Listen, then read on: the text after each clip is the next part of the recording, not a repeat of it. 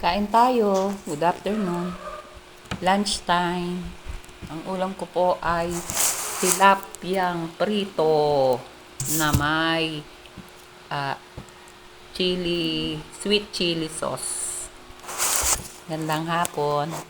Late na ang aking lunch kasi naglinis ako ng bahay.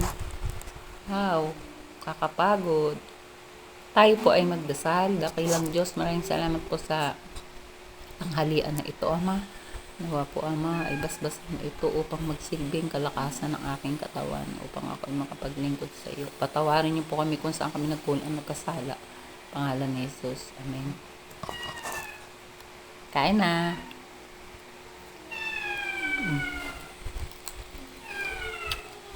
Ang pusa ako nagugutom. Kasi, pag may pagkain siya, sinishare niya.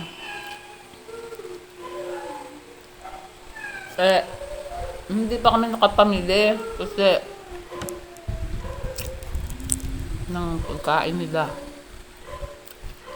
Baka mamaya, may dala na yung amo niya. Kain na po. Nakakamayak ba? Kasi po, para para makita ko kung may tinik o wala.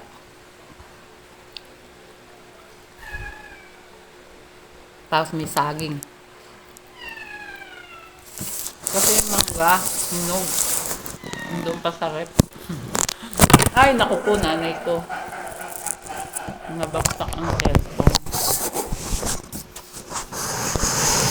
Ang layo kasi hindi ako makita. Habang kumakain.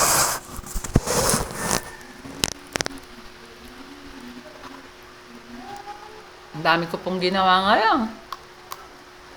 Binuhat ko yung rep, nilabas ko yung lumang rep. Kasi dito yung nakalagay rep, gusto ko maluwag ang loob ng bahay. Ayoko na masikip. Pag ako nagwalis, gusto ko yung maluwag ang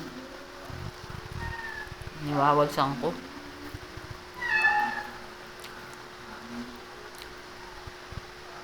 Kain po. Pinirito ko lang po.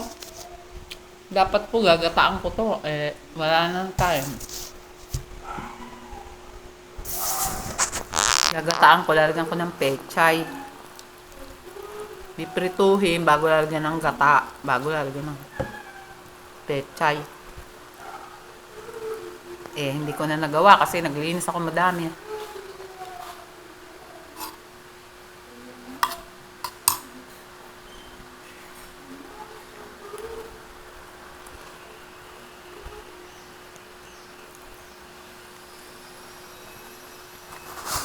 Maulan na ngayon. Masarap na maligo sa ulan. Tapos, pag naglilinis ako, hindi na katulad noon na ang init. Ngayon, hindi na.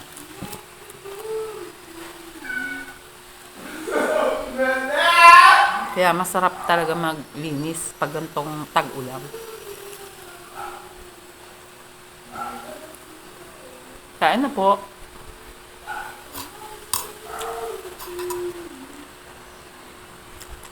Yung anak ko natutuwa kasi kumain na yun. Kumakanta na. Nakakain na yun.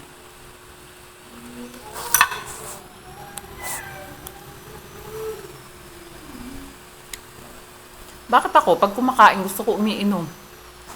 Sabi naman nila, masama daw yung ganun. Nahirapan ako lumunok pag walang tubig at saka sabaw.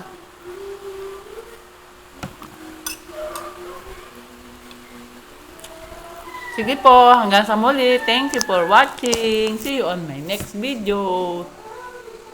Please subscribe. Sis Sally Abay. Thank you.